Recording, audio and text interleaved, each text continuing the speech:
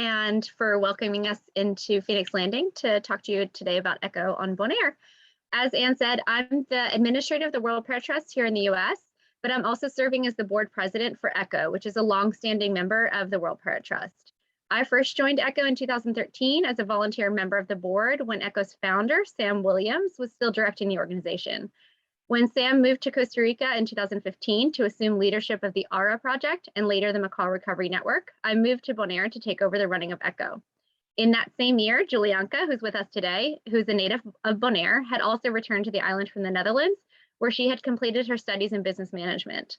From the beginning of my tenure, Julianka was always a reliable and steadfast supporter of our organization and helped us make real progress in connecting with the community to engage them in our work. When I moved back to the US in 2017, Julianka had already risen from being communications assistant to the assistant director of our organization. And so she was an obvious best choice for becoming the executive director. Under Julianka's leadership, ECHO has strengthened its recognition and influence among residents of the island by developing a breadth of educational programs and creating more opportunities for citizens to become involved in our work. So just what is ECHO? ECHO is a nonprofit organization which was founded in 2010 and focuses on the conservation of the yellow-shouldered Amazon parrot, which is Amazona barbadensis, that's the scientific name, and also the dry forest ecosystems of Bonaire. The namesake of the organization comes from the ECHO parakeet of Mauritius Island, since that was how Sam gained his first experience in parrot conservation, working under Carl Jones in helping the species to recover from the brink of extinction. ECHO's mission is to safeguard the future of the yellow-shouldered Amazon parrot by restoring the terrestrial ecosystems of Bonaire through creative conservation and education approaches. ECHO aims to fulfill this mission through conservation management and outreach education, using research and monitoring as tools to guide and inform these efforts. As such, you could describe these as the core of ECHO's work. So that's conservation, outreach, research, and education. To further describe these efforts and discuss their current status, I'm now pleased to turn the presentation over to Julianka Clarenda. Julianka's on mute. Thank you, Lauren, for the nice introduction. And welcome everybody who is joining us. So as Lauren already gave a small introduction about ECHO, what we are doing, I just want to do a small introduction of myself. Julianka Clarenda, I'm working with ECHO, so as Lauren says, since 2015. And since 2018, I'm the director, and I'm giving today a presentation, especially on all the results that we have booked, thanks to the community engagement that we're doing on the island, because since the start with Sam, ECHO have been doing some great projects, but especially the key of success for us here on Bonaire is working with the community. So to work with the community, first when I started, it's good to, like the most people on Bonaire used to have a parrot, a lora we call it here. So I want to just explain a bit about the Amazon species that we're going to talk about today is the Amazona barbadensis, which we called also in English the yellow-shouldered Amazon parrot, and locally the lora. So if I'm referring to the lora today, then you know it's this endemic species that we have on Bonaire. You can see here beautiful pictures of them with the coloration that they have, the green, yellow, but also underneath the feathers, especially underneath the wings, you have some red and blue colorage. Their voice, yes, like any other Amazon, I believe it's a very throaty call. And that is also what people here are waking up with, because most of these Amazons here on the island, they roost in a big flock. So doing so, sometimes also in people's big trees in gardens, and people will wake up to this nice, beautiful song of the yellow-shouldered Amazon parrot. It's an average parrot, not so big, 36 centimeter. And they nest really in old trees, but lately we have seen, because of the monitoring that we have done, that it's a lot of the cliff faces that they're using here on the island. And I'm gonna explain more also about this monitoring and just checking up the breeding season and the nest through the time that they're breeding. The food, like any other parrot, they love fruits, but also seeds. I will also show you how we try to train them here at the center. And they are native to Bonaire. Talking about native to Bonaire, it might be good for the people who have not visited Bonaire yet, for me to tell a bit more about Bonaire. for me to tell a bit more about Bonaire. And in this video that I'm going to show you, you can really see more about Bonaire.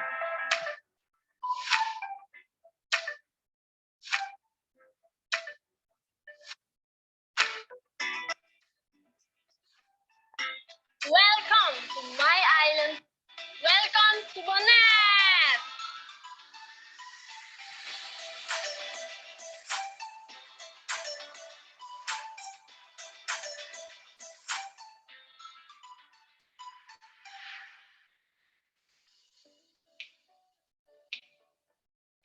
My island, Bonaire, is situated in the south of the Caribbean and is the #1 shore diving destination in the world. It truly deserves the nickname Diver's Paradise. The first thing you want to do when you arrive is jump in crystal clear water and discover the treasures of the underwater world. But Bonaire has so much more to offer, and I'm gonna show you.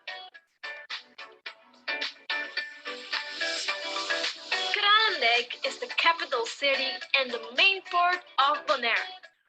The town is full of colorful monumental buildings that house all kinds of shops, boutiques, restaurants, cafes, and bars. The south of Bonaire is flat, and a lot of it is covered in seawater. These pens are used for the production of salt. It also harbors a flamingo sanctuary and Lug Bay with a large mangrove forest. So what you have just seen is what most people know Bonaire for. And for if you didn't get it, Bonaire is situated in the Caribbean islands, so really next to Venezuela. And you can see this picture here. It's right up to Caracas, but all the yellow arrows are also showing the other places that we have the yellow-shouldered Amazon parrots around the world. So Echo parrots and people, I show you the parrots, but also a person that works with Echo. So the people really for Echo is the staff member that we have, which is totally local, 6 Bonaireans that are working now with the organization, and I'm gonna introduce them all through this presentation also to you. And we have also international volunteers, interns, but also professionals that come to help us train. Because for us as ECHO, it's very important really that we have community engagement and that we create value for the people of the island and the people who visit the island.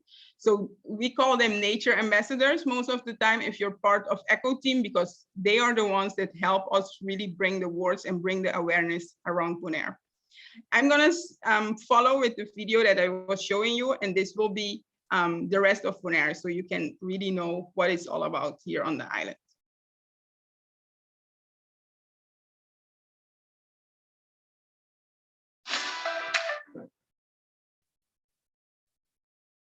So we're continuing, and this person doing the video is Raishantali. She's our communication assistant here at ECHO.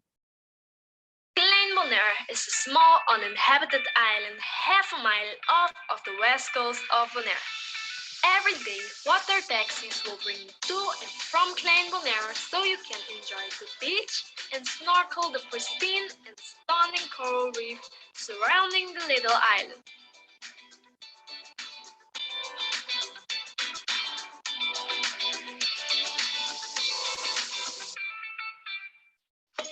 The scenery in the north mainly consists of slopes and hills. The biggest lagoon, Goto Lake, provides an excellent habitat for a wide variety of birds. It's the same area where people work hard to ensure a stable and growing population of the yellow-shouldered Amazon parrot. This parrot is considered vulnerable to the threat of extinction because of poaching, habitat loss, and degradation. By rescuing wounded and lost parrots, as well as running a very successful reforestation project, the foundation has created a wonderful environment for the parrots and the people.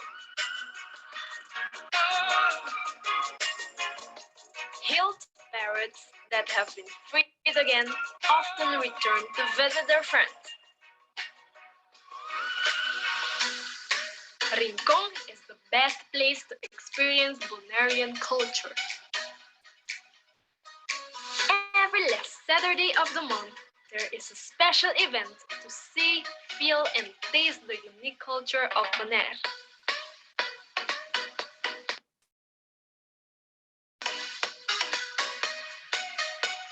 Food and music always bring people together. Just like our language, our people, and our music, Bonairean cuisine is a melting pot of different cultures, but with its own unique dishes, cucina criolla. These pancakes, or arepa, are made of maíz chiquito, a type of grain that grows well in warm weather.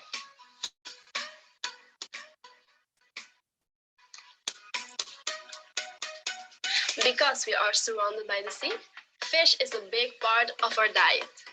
Everyday fishermen bring in fresh fish, and a few hours later is on your plate. When the sun sets into the sea, it's time to get my groove on.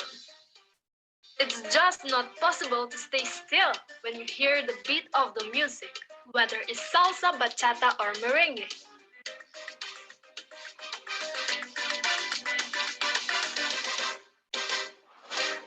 If you love to experience a place where you can relax as well as experience new adventures while you enjoy beautiful nature above and underwater, there's only one place for you to go. This is my island. This is Bonaire. Hope to see you soon.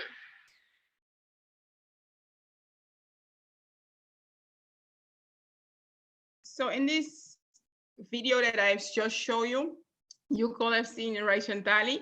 As I say, she's working with us. And the funny thing about her start with ECHO was that she also visited us through a tour at the foundation while she was going for Nature Ambassador participant here on the island. And since her visit to ECHO, she already had some interest to start working with us. So since 2019, really, she's part of the team and doing our communication, but also assisting in administration.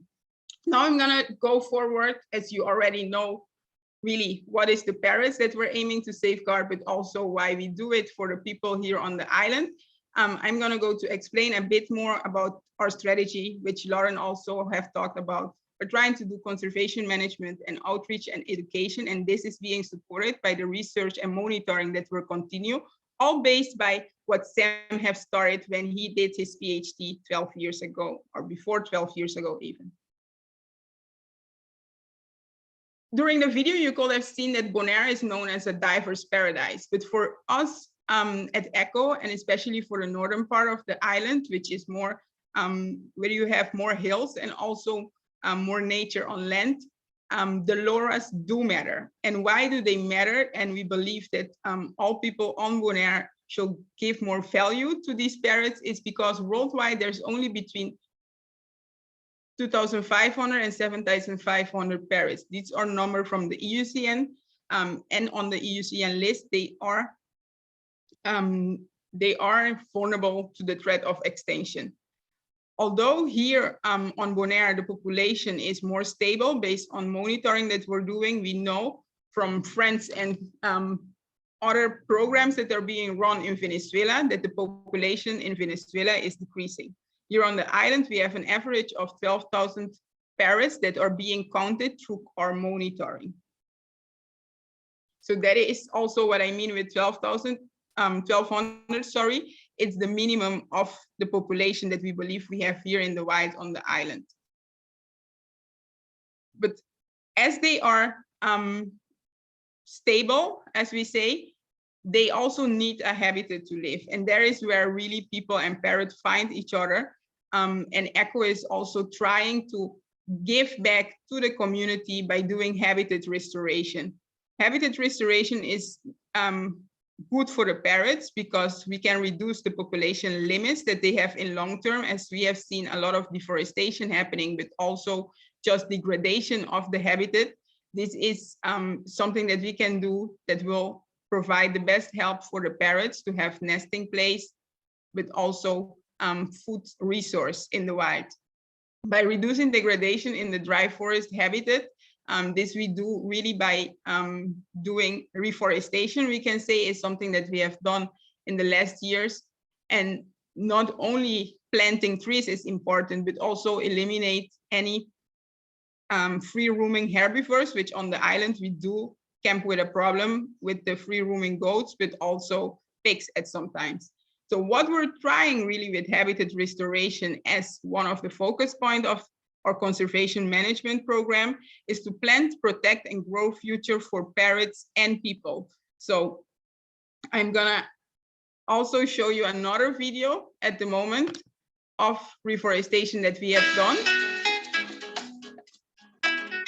Bom menina Roisango, área con una herencia natural así bonita, biodiversidad, que no está fácil para topar otro camino de naturaleza aquí en Bonaire.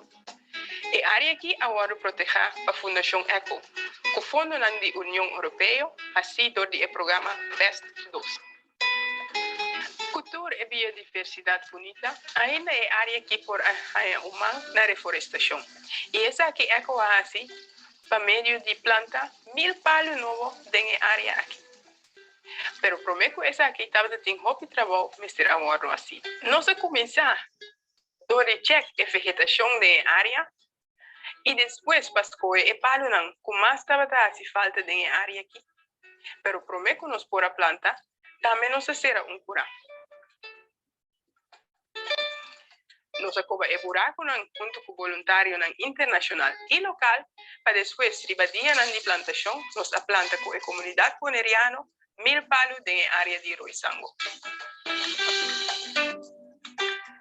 Da reforestação, não somente para el Lorana, pero reforestação para Bonaire completo, para a gente na Bonaire assina a fruta que nós acostumbramos com o nativo de Bonaire, pero te ajuda também na inteira Bonaire ecossistema e também proteger contra a erosão e assim lo proteger nos refnan tem futuro.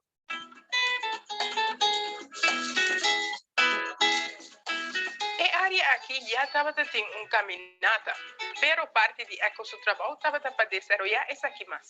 Pois me que invitava, bem experienciar a área de Roisango e tour sua biodiversidade.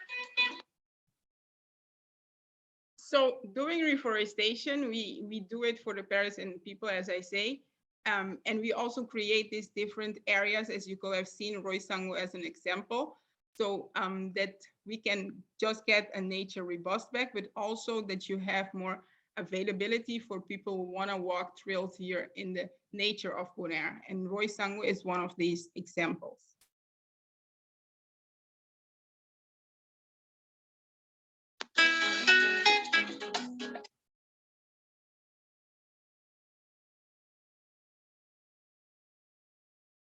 The following video is really after planting the trees. We tend to engage a lot with the community, starting with kids. And you can see, so we planted 13,000 trees just in 3 years in some areas as, especially in the northern part of the island as Washington, which is our national park, but also we planted out at Cerro Largo, which is a more central area. And doing this project, it was not the easiest, like to dig all of the trees and put up the fence. But really the nice thing of doing this is that you can do it with volunteers, but also with kids. And planting out with kids, you can see some pictures here. We had the junior rangers who have helped us out, but also the scouts here on the island who have helped us out. And that means also that they help us watering these trees. This is something that really most of the people working also with the Eco Foundation are really keen to do. And along this video, you will see one of our previous colleagues who is studying now abroad. She was the one that have led a full group to do the planting, but also the watering. And this is being done with after school programs. But now when we go back, you can really see the places also that these kids have water, that they are very happy to see that the plants are still alive and that they have learned a lot through the years. And just to have people so motivated to combine really their love for nature and their studies like education to really do all that we here on Bonaire shall do in conservation, and to start this in early years with kids is just what is also driving this organization for the past years.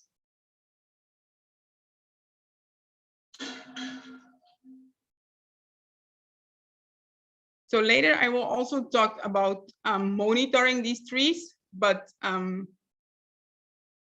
this is what we have done so in the last 5 years, really planting trees with the kids.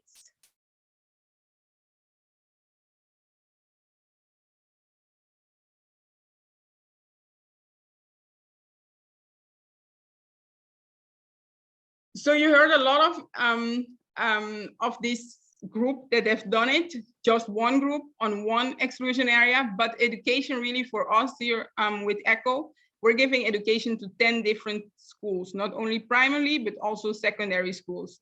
And it's a total of 500 kids really would join us yearly.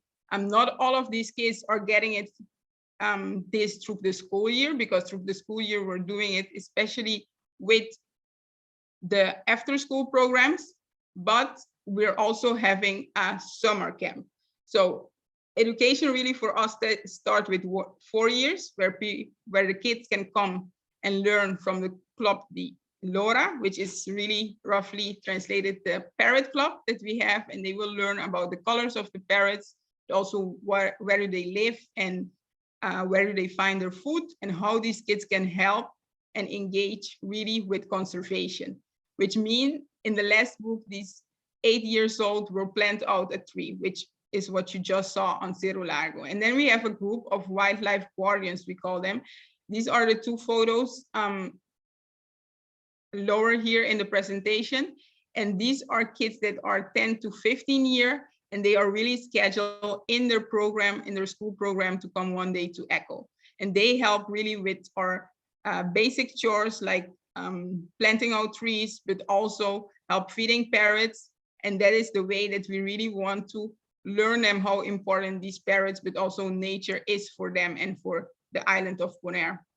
And then through the summer camp, we normally have an average of 200 to 250 kids that will just join for a day through the summer, where we really give a kids tour to them and show them what ECHO do, and also try to plant out trees around our conservation center itself.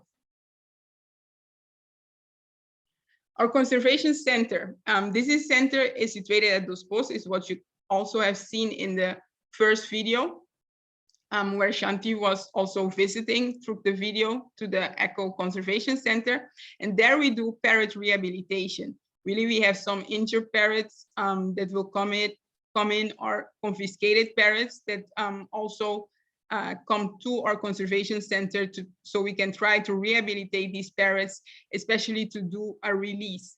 Not all the parrots are capable of going out and being reintroduced to the wild. So because of that, also having some ambassador parrots around, or parrots that have stayed for so long and formed the pairs. We are also doing a captive breeding program, but all what we do at the conservation center, I shall tell you, is more hands-off, especially on the part of rehabilitation and captive breeding. It's a lot of hands-off, while we also do these releases. I want to show you a video of our latest release, where we had not only parrots that were rehabilitated, but also parrots that came into the or was born into the center, and they grew really in the center, and then they were released and introduced to the wild. Here's a small video of a release.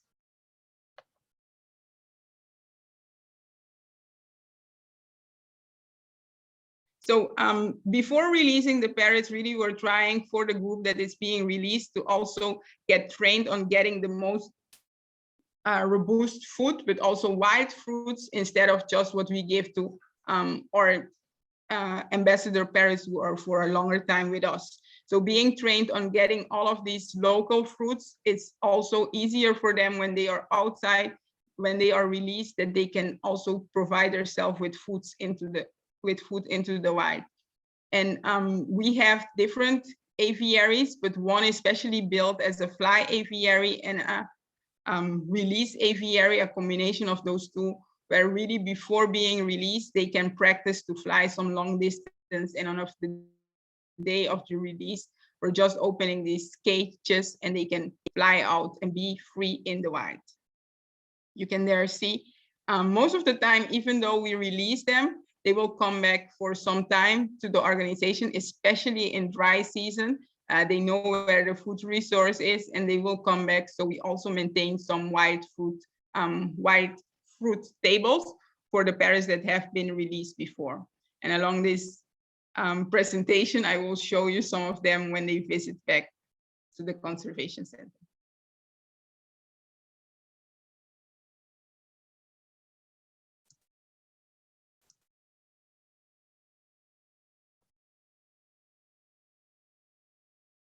So when visiting those spots, really, when you're visiting the Eco Conservation Center, most of the time people get to see our ambassador parrots and really how we start the reforestation. So our native plant nursery, where we grow all the trees that we need to do the habitat restoration. And we don't only do group tours, but we also do private tours where people sometimes also get the chance to help feed the parrots. And they can also engage with these ones. So I've also made a small behind the scene for everybody that is watching today with us of a tour. So it's kind of a private tour for all of you, and so you know what to expect if someday you visit us here at Eco Foundation.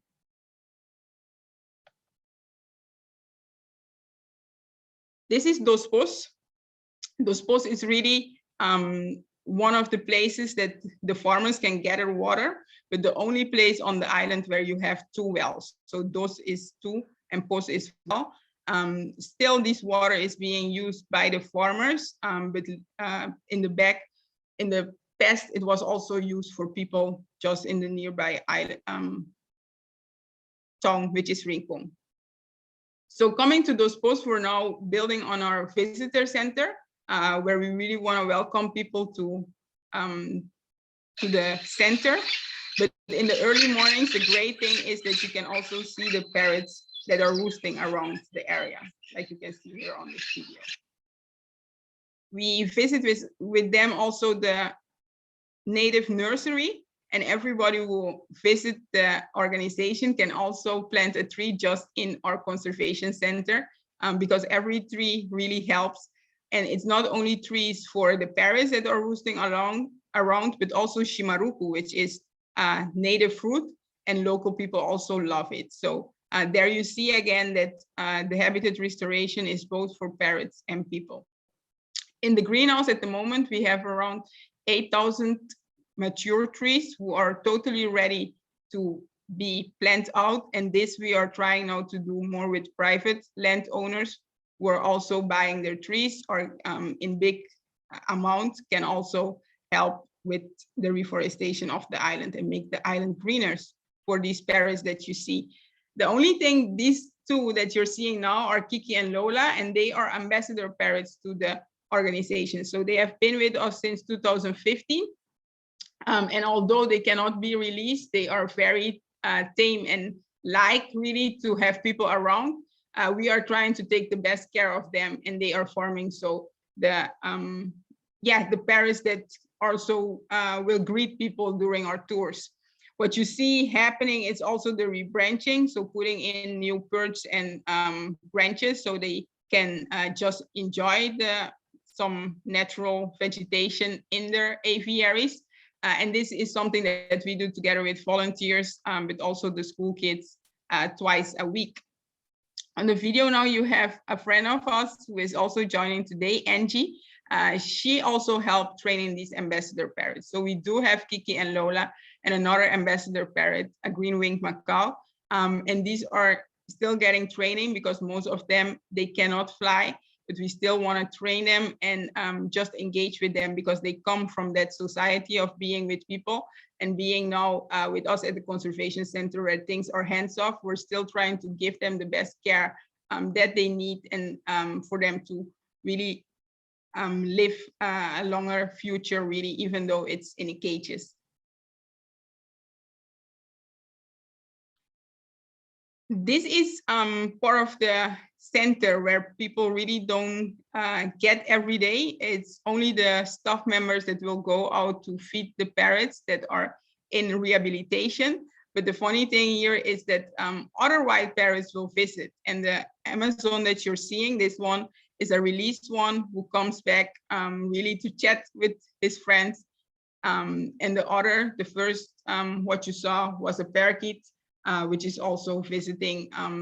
We often have parakeets coming in. Those are the brown-throated parakeets that are also endemic to the island.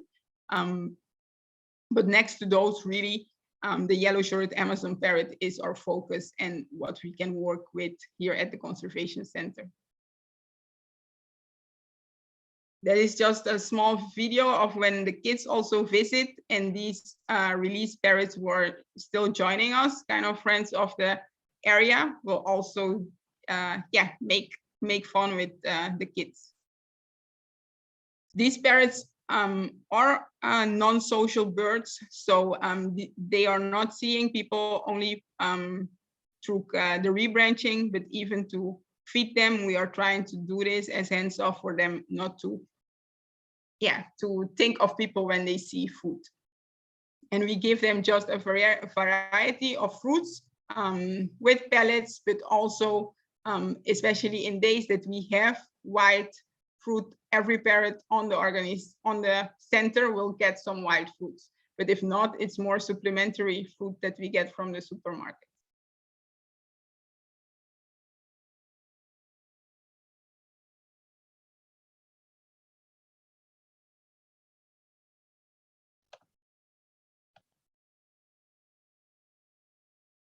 So by doing tours with visitors, we are trying to really raise awareness.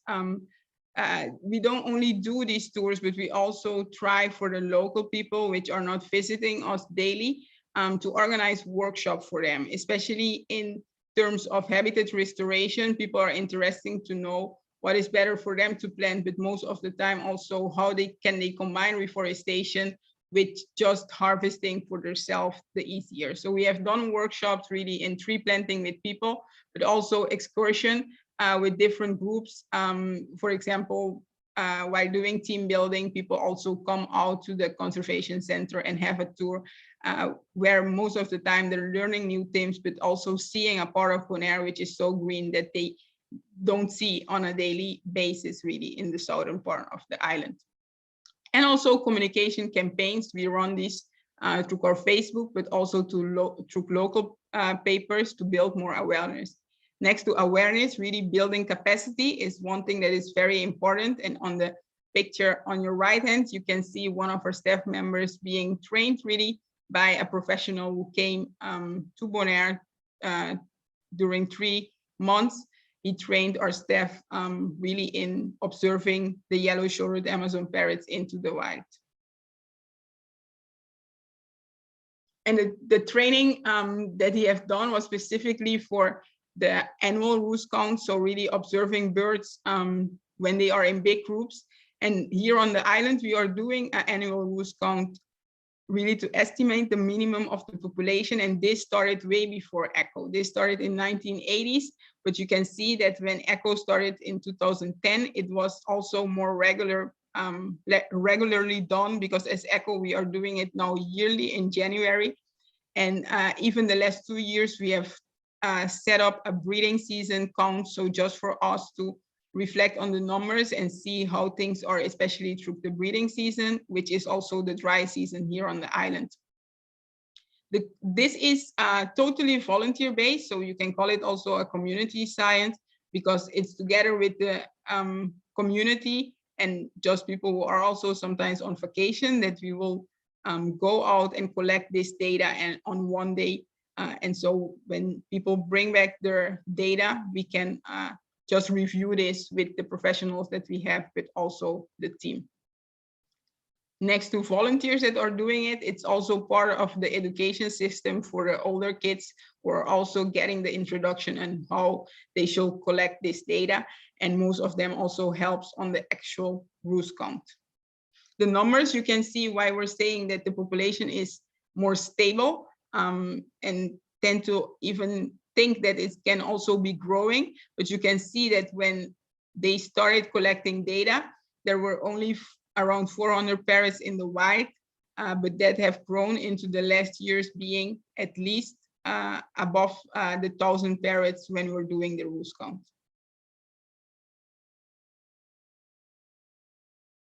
Next to the roost count in research and monitoring, we're also doing the nest monitoring.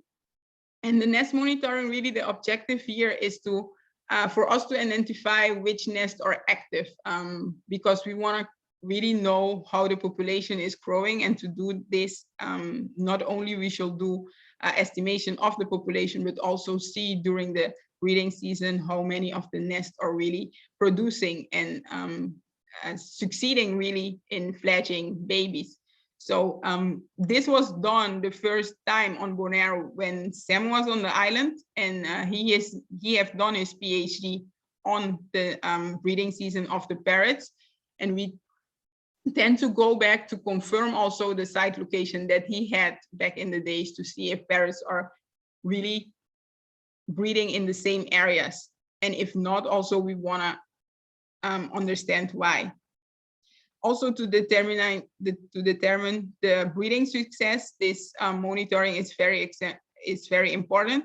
And we want to also understand how poaching is on the island, because one of the first limits that the parrots have here on the island is not only the degraded habitat, but also being poached through the breeding season for people who want to have them as captive pets, which is something that we cannot say totally that it have been minimized, but you can see that the confiscation that was done previously, the big numbers that we used to have, that is not happening on the island anymore. But the most great thing for us at ECHO really doing the nest monitoring last year in 2001 was that also our staff member who have been trained in climbing and securing that they can get to nest, which lately are more in cliffs, as I said before, and not in boulders or trees that you can get easy to. Some results of our last nest monitoring, we have done it in areas that we have known before, 7 different areas, which is not covering the full island.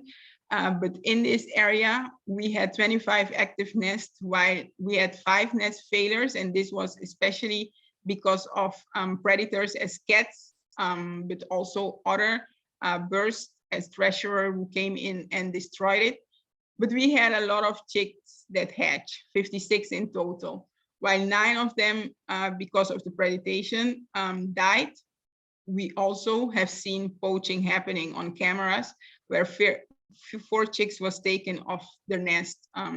And when this was being done, we also contacted back the people who are really nature guards, because as ECHO, we can really help provide the information, but we cannot do any mandatory really taking off chicks or anything like that. So by seeing this and having the picture, we can always report it, so that something can be done also from the government and the nature persecution about this.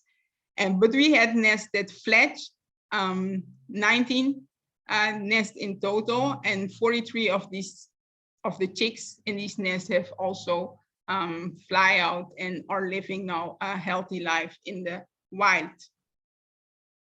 This is part more of, you can say, the research part for us to understand where our efforts are better put it. So something that we have also learned is, for example, that it's more in cliffs, and that the parrots really don't have the old trees that they used to have to roost in. So that's why, again, I've talked about the habitat restoration, which we believe is a way of bringing this back for the parrots, to have at least the choice to also nest in big trees. So I did the habitat restoration, and you saw the video. Something that we also monitor is this reforestation that we have done. Upcoming Tuesday, we will have a presentation by 2 interns who this year again have measured the different trees that we have planted out. So if you really want to know more about our results, it will be great if you want to like our Facebook, which I will also give you the reference to later, and you can follow this presentation, which will be a virtual presentation by the 2 volunteers. But I can already leak some of the results we have seen. So on the left, where this student is doing the work, Estero Largo is one of the areas who is really a different circumstance than most of the areas that we planted out, but there still 66 of the plants have survived. By the numbers also, we can see that most of the plants that have not survived was not only because of drought, but also because of other species who were competing with them. So especially scrubs and vines that were crawl over them through the great rainy season that we had in the past years. And the other student is at a place that we called Kunuku, the LVV, which you can see a lot of grass. It was an experiment area before for growing grass. And this area we also have tried to plant out, which most people on the island think that nothing have survived there. Still, we have 40% of the trees who have survived. And then from this, we can also learn, because most of the trees that have survived are the same species. So because of this, we can really think of how to adapting and still making this area where she's standing green again with a lot of native trees from Bonaire, and create really a biodiversity around here. So in the presentation, I've worked through really ECHO's mission, which in my own words is to restoring the endangered dry forest habitat that we have here on Bonaire and securing natural biodiversity on Bonaire. And this is being done, so as I told you before, by nature conservation, awareness building, and monitoring programs. The word biodiversity is really what I will use a lot here on Bonaire, and most people, I think, of Bonaire should still see if they go out in nature. The next thing that I'm going to show you, I think this is one before the last video, but this video of the Tourist Corporation Bonaire, where they really asked me why people should also come to the northern part of the island, and what do I think is beautiful of the island, which most of the time I will refer back to not the diverse paradise as most people know, but for all the biodiversity that we have. Just watch this.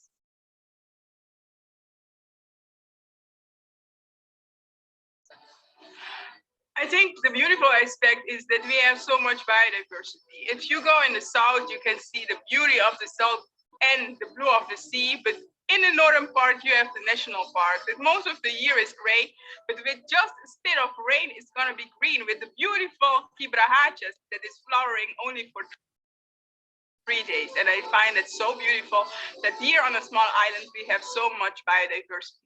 I'm Julianka Clarena. Come to Bonaire and be part of it. Maybe you cannot come to Bonaire right away and be part of it, but there might be some interest to support ECHO. And for this, I want to invite you to see on our Facebook, on our website, www.echobonaire.org, but also for the reforestation part, we have a different website, which is the mybonaire3.org. And through these 2 websites, you can also support the organization through a donation, but also in any other way, maybe volunteering someday, or it's up to you really to visit Bonaire and hopefully also visit ECHO.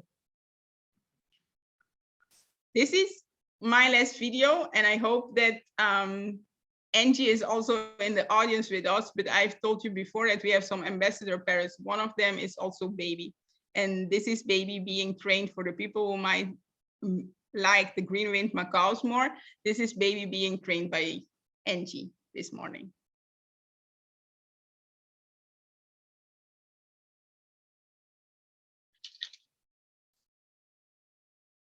So this, close. I had to let her have it. You see how hard she wants. You can see it. I can do it. I can do it. I can do it.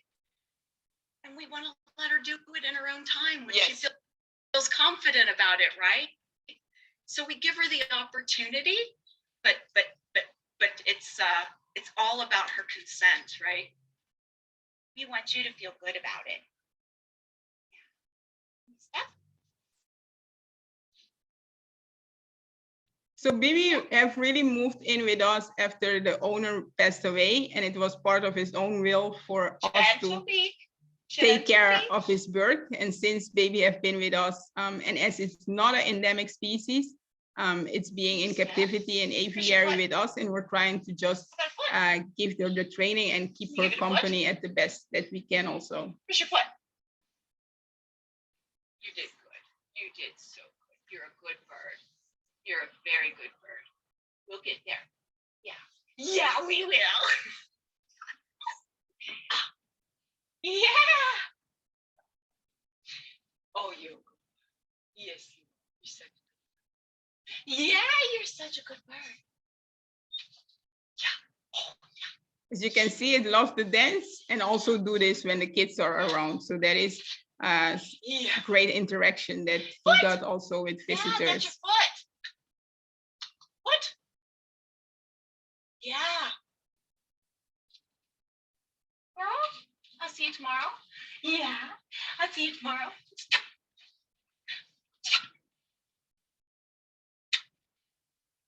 See you tomorrow. Tiwaro. Tiwaro. Ayo. And that is how we greet each other when leaving in Papiamento. Oh, you're so pretty. Ayo.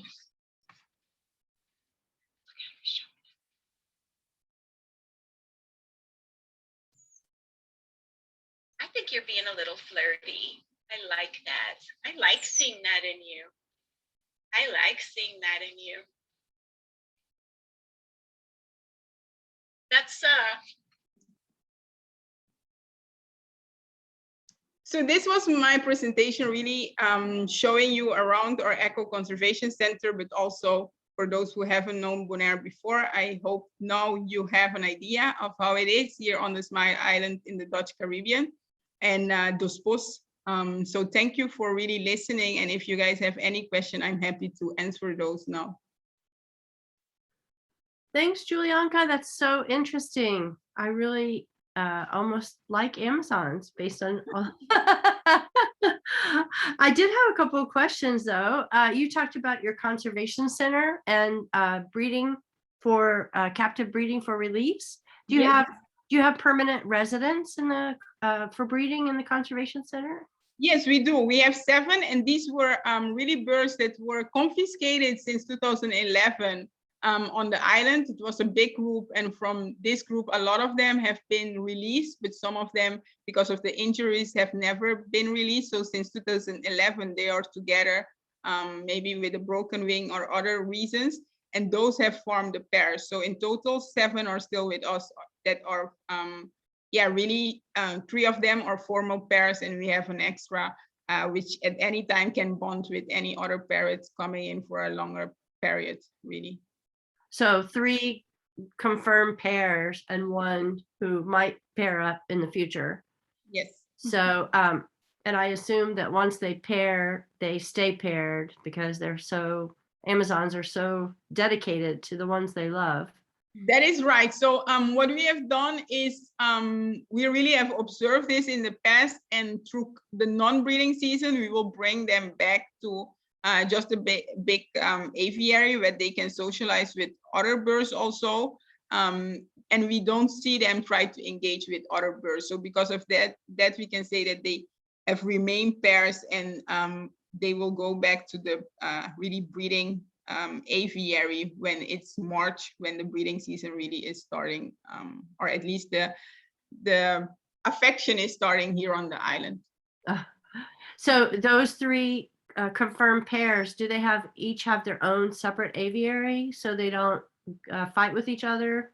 Yes, they do. So through the non-breeding season, they are just together, but then they have we have a breeding aviary which is 4 different rooms with their own nesting box. And this is where the pairs will be put it up at the end of February, beginning March, so they can have their separate space and can have the chance to really breed in captivity. I see. So you actually move them into a separate area during the breeding season.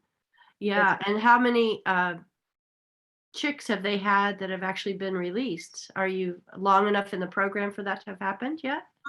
Yes, we are. We can say long enough in the program. In the first year, we had just we started this really experimenting, I will call it, in 2015, I believe.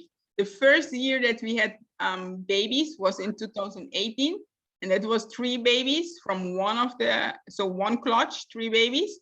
And then in 2019, we had 3 successful breeding pairs, each putting two babies. And last year, 2020, we kind of have tried to also pause on the breeding program. And last year we had 2 babies again. So all of these, the babies being born in captivity are just being raised to be released and not tending to stay on the conservation center. So like the ones born in 2018, are they old enough to be released? How long does it take for a bird to be old enough? For us, really 8 months, because we release them right before the parents go to the next breeding season, really. They are mostly being born in May, and then we tend to try to release them again in April when the parents are away for a moment doing the breeding. Most of the time these parrots are really ready to live in the wild. But this is of course just hands-off thing. So once they are born in May, we will move them together with the parrots after they fledge in this breeding captivity space itself, and then we move them to the flying aviary. In this flying aviary, they tend to prove to us that they can fly, and then they are also being fed the natural food resources that we have. So after 8 months, most of the time they are ready to go. They have proof that they can survive into the wild. And are they the ones that come back and visit often, kind of like the Chicos did in Peru?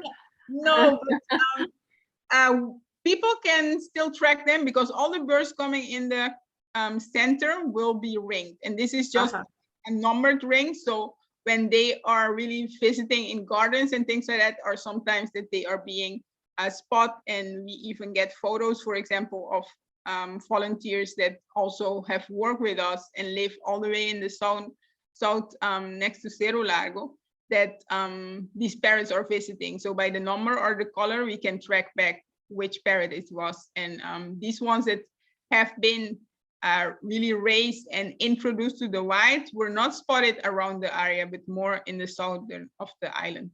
Oh, job well done then. Yes, most of the time the ones that keep around the center are ones that came in injured or also were confiscated, which some of the time are not totally wild, so they're a bit tame, and that's why they will really also depend a bit on us, especially through dry season, to get their food. And the rest of the time they live just in the dry forest around the spruce, which is very robust and enough of food resource for them. And you mentioned Tiki or Kiki and Lola, your ambassadors. Is it Tiki or Kiki? Tiki and Lola. And are they a breeding pair? Or are they just ambassadors? They are just ambassadors. They moved in together by a colleague from the national parks here on the island. They were moved in and they were already together, like in captivity, before coming to ECHO, and she donated them really to the organization. So they have been together all the time, and because they were also non-flyers, so training them just to start flying and all of that, and just engaging with the community was especially what we have tried with them. But even having the option with a nest box, they never were really keen or engaged with each other, or lovers, let's say. They're not pairs, so that's why. Even though they're male and female, they're male. Do you know We they're? are not sure about that, and Oh, that you're is not sure. something Okay. else that at ECHO we try to just every injured parrot that come in to get them rehabilitated and move forward to release. So most of the time doing such how you say a check here on the island is non-possible. Mhm. So we will need to deal with the CITES papers and everything like that just to know which gender the birds are. Sorry, Julianka, I'll jump in real quick on that comment. And from time to time, we've had people come from the US who can help us with the blood sample collection and even doing the testing back in the States. The issue is how valuable is it for ECHO to be worth the while to do all the permitting process to get the samples off the island and back into the States. Oh, So it's well, never, yeah, so much in of the it. future, if you want to do like we did in Bolivia, just put a drop of blood on a piece of paper and send it to us, and we can take care of it. We'll see. Maybe someone like Angie might feel comfortable helping do that on our behalf. Yeah, because we've had a couple people offer to do the testing in the US, but just getting the samples back has been the challenge. And so much of this, we just allow the birds to kind of sort it out on their own. And Right. and sorry, since I've taken the floor for Julianka, sorry, I'll just add, I don't know how clear this was when Julianka was talking about the parrots that remain at ECHO. They are wild birds that have injuries which prevent them from being re-releasable. Mhm. Every bird that comes in is automatically assessed and determined whether it can be released. That's always our primary objective. And so the advantage of having this small captive resident flock, which is still wild in nature, and why we maintain this very hands-off approach, is so that they can provide that kind of onboarding for birds that are born in captivity but have wild parents that have to remain in captivity. So the wild captive flock prepares those birds for how to socialize, how to interact, how to communicate, how to source food and perch on native branches and all that kind of stuff. And so, yeah, and then from time to time we get these confiscated pet parrots as well. And even with those, if there's the opportunity to release them and train them to not be so habituated to people, that's always ECHO's approach, is how many of these birds can we get back out of the I was apiary. going to ask you about those in captivity. I'm sure there are people who have them in their houses, and it's illegal, I assume, at this point. And how is there any like amnesty given to people who've had them a long time, or are they, if they've known, do they go in and confiscate them? How does that work? Julianka, do you want to answer, or do you want me to answer? You can go along, Lauren. So, I mean, this was just prior to ECHO really getting formally established in 2000, somewhere between 2006 and 2009, in coordination with another organization in the US called RARE. There was a campaign, an education campaign. It ran for a whole year, and it was in collaboration with the government and another organization that preceded ECHO called Salva Nos Flora, which means Save Our Parrots. And they did at that time, my dates are wrong now, it's somewhere between 2006 and 2009, they offered amnesty, and people who had parrots in the home at that time could get their parrots ringed with a special silver bracelet, and all of those birds were registered and kept on file with the government. Now, by this point in 2021, we expect that most of the birds should have passed on and should no longer be in captivity. And so if we see parrots in captivity in people's homes, these days we would suspect that those are illegal parrots, so those are not part of that amnesty campaign. And unfortunately, as Julianka was kind of alluding to in terms of the nest monitoring work, even though we can collect evidence about there being poaching of wild nests or illegally held parrots in homes, we don't have an enforcement authority. There is another nature organization that does have some of their staff trained and has the legal authorization to go in and take action. So like whether that could even include arresting somebody. ECHO does not have that. So we have to rely on the police to do that work. And so we work, part of what Julianka has been doing in terms of working closer with the community is also doing some education and awareness training with the police force and the government agencies to kind of re-engage that enthusiasm and that commitment to enforcing the laws that are on the books. Because that happened, it's over 10 years ago now, and it's kind of faded over time. And so there has been talk about doing another amnesty and enforcement campaign, and the government just hasn't gotten around to actually enacting it. So are many illegally kept ones found often, or is that pretty rare now? That is pretty rare lately. I believe before 2010, it was a lot more. In 2011, 2012, we have had numbers above the 100, but lately it have not been more than 3 parrots really a year that is being confiscated. But there's no program or campaign also to go out and find the ones that are illegal in captivity. Mhm. Gotcha. And I guess I'd say sadly, what I have seen, years ago when I was there still, is that a lot of people have switched from taking the Amazons into their homes to they're now taking the Parkichis, which is the parakeet, the other native parrot, because the laws are a little bit brown-throated one? looser. Sorry? The brown-throated one? That Yes, the Juliana brown-throated mentioned? parakeets. So Uh-huh. the brown-throated parakeets are less alluring as a pet because they don't speak. But if you can't, Mm. you can't have the Amazons, so they're taking the other one instead Oh. because the laws are a lot looser on those, even though they're also not supposed to be in captivity. Huh. Wow, yeah, doing great work there, Julianka. In one of your earlier slides, you mentioned that they roosted together, but that they were socially monogamous. So I was just curious about more of the social dynamics there. I mean, my experience with the Amazons is they're pretty fiercely bonded to their mate, and they don't always like to be around other Amazons. So what does their social interaction look like? So they will be in big groups just for the night, you see, but still like the interaction will be more in small groups, like in pairs, you will say, but after the breeding season, you will see kind of a flock together. And when flying through the day, also you will see more pairs, but during the night, the roost are more big flock of a combination of different pairs or family that are At night. That makes sense. And did they always use the cliffs for nesting, or is that because of the deforestation? That's so interesting. So we have seen in the PhD of Sam that there was more trees being used. Just Bonaire as a with the dry forest habitat don't have enough of these big trees who have also a big enough hollow for the parrots to go in. But lately, I believe that it's more in the cliffs just because these big trees have also been either chopped or just too old and fallen through the years.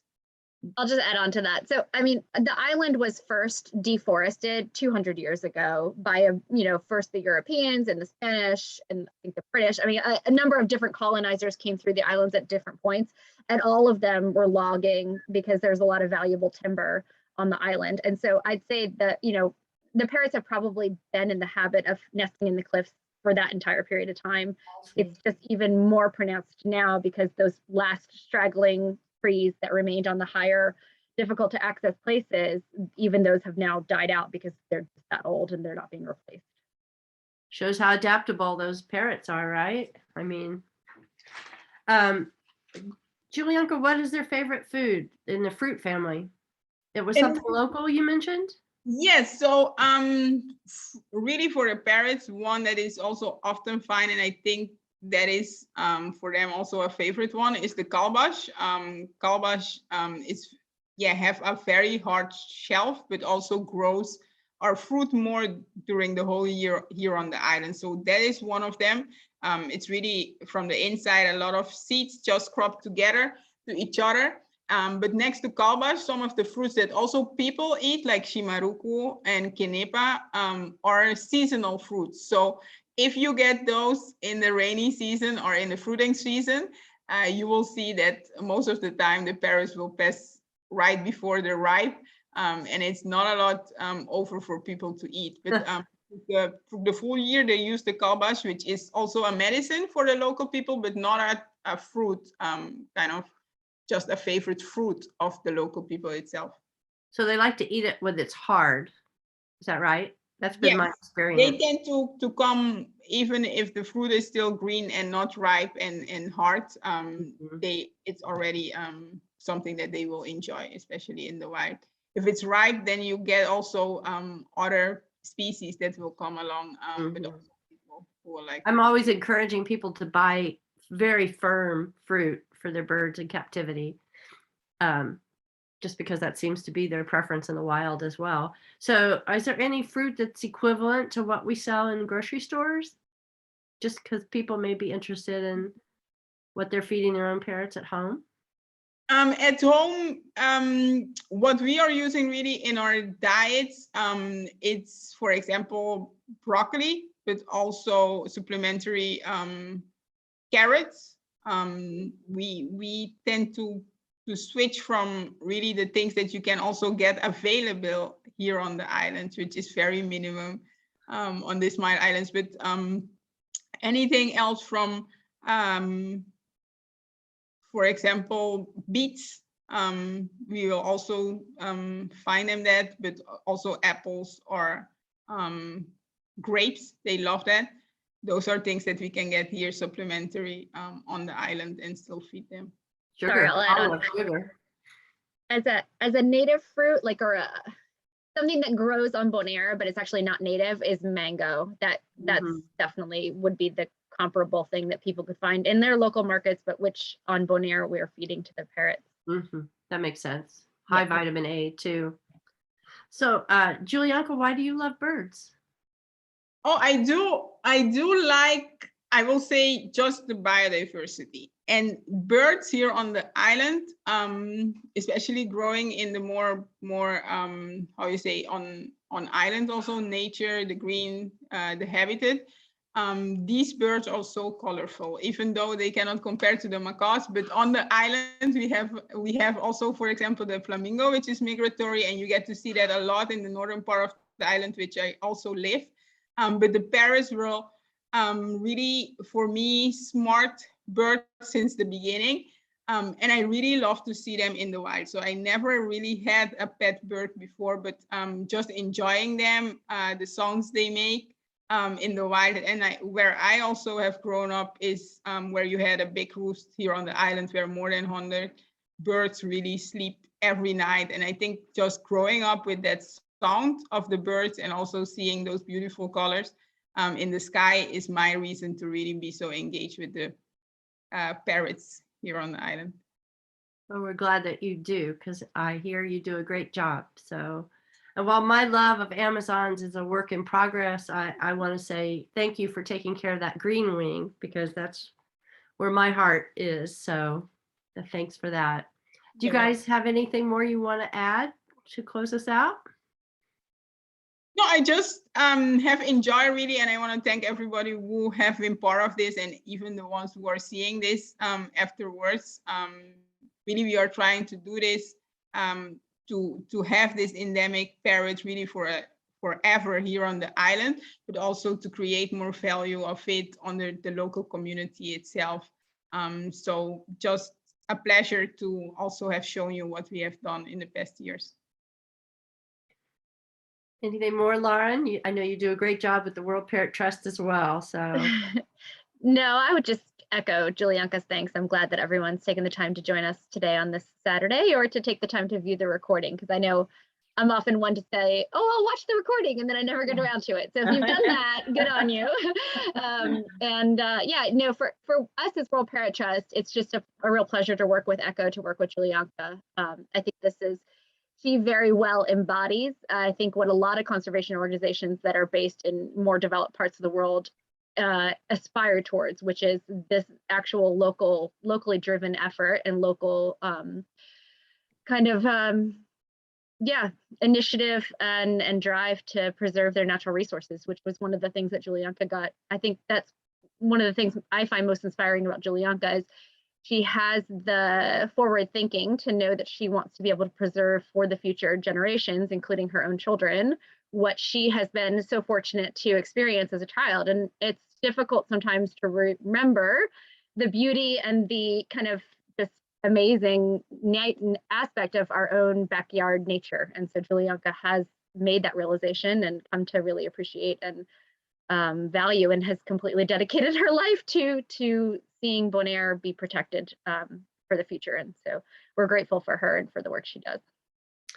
Indeed, hear, hear. And hopefully someday we can have an Echo tour there, Julianka. If people who are watching this now or in the future, if you're interested, let us know, because Phoenix Landing always likes to have Echo tours as often as possible to support conservation. And so we'll put it on our agenda. Yeah. Great. You've inspired us. So Thanks. Yeah. Well, thanks everyone for being here and for caring about parrots in general, but especially in the wild. It's up to us to do, to do our best to support those efforts, because there's a lot of things in danger these days, and we parrot people have to step up for parrots. So let's all do our part in that regard, support conservation. So thanks again, Darlianka and Lauren. It's a pleasure to see you all today, and I hope we will come together again soon in the future. Yes, sounds Great. good. Thank you. Bye, Thanks, everyone. everybody. Bye. Bye.